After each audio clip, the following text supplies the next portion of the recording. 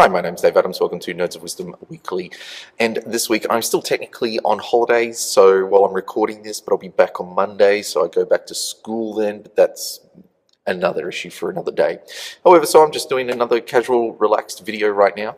But today's video, I wanted to do a response to Evan Edinger, who is a YouTuber and I really like, and I will put a link below for him because he's brilliant. I enjoy his work and I want to support his work.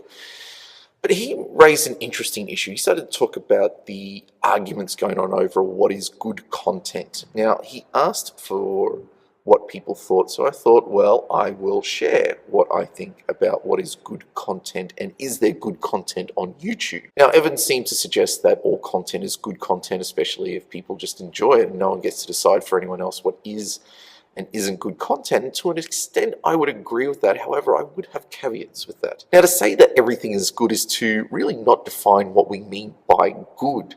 And I know that seems really philosophical or overly pedantic, but I think this is important, especially if we are talking about what is good content.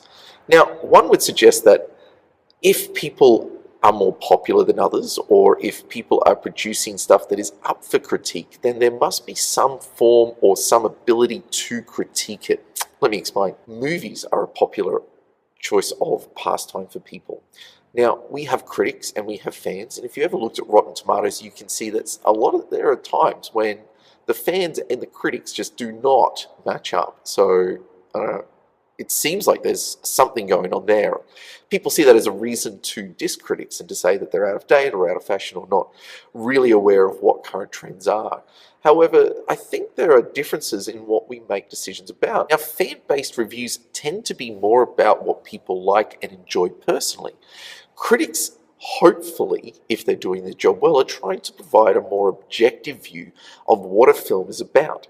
And so they need to look at certain criteria and certain elements of the movie to make decisions upon. So is the cinematography good? Is the colouring good? Is the film choice good? Is the lighting good? Is the sound good? Is the dialogue good? Does the story hold together? Does it all work together thematically?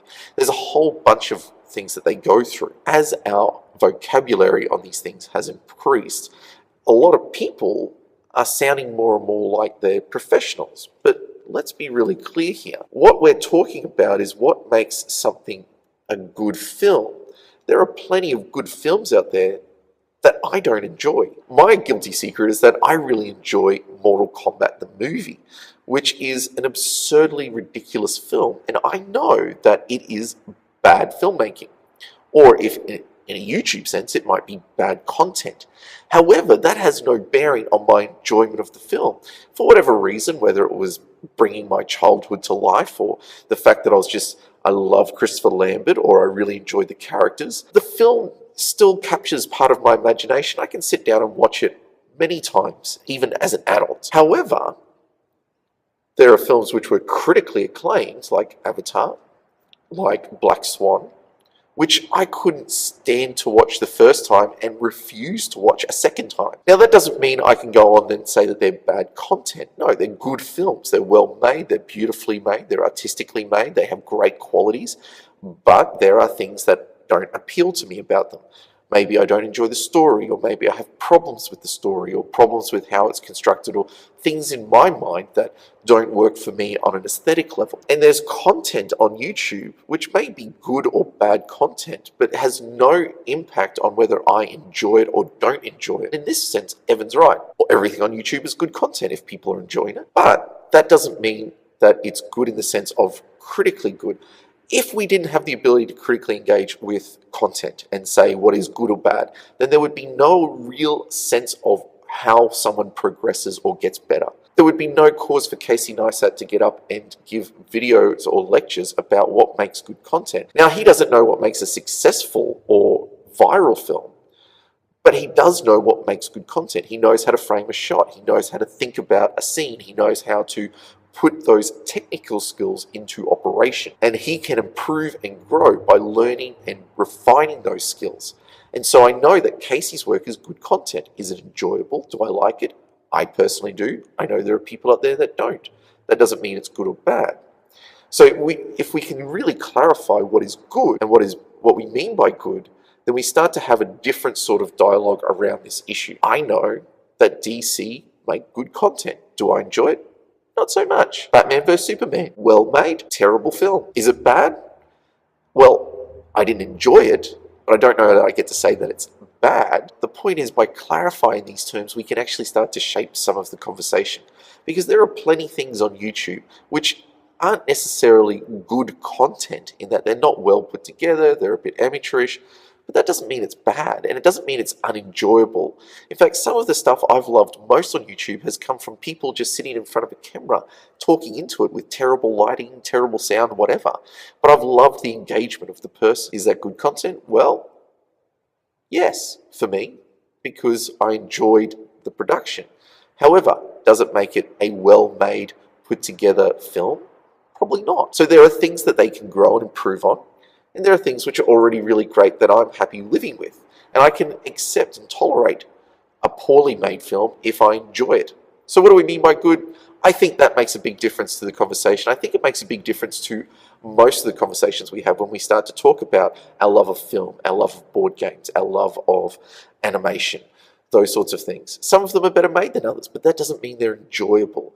And it doesn't mean that I like them. I think we need to separate what I like or what we like from what is good and bad. Critics have a point to make about how a film is constructed.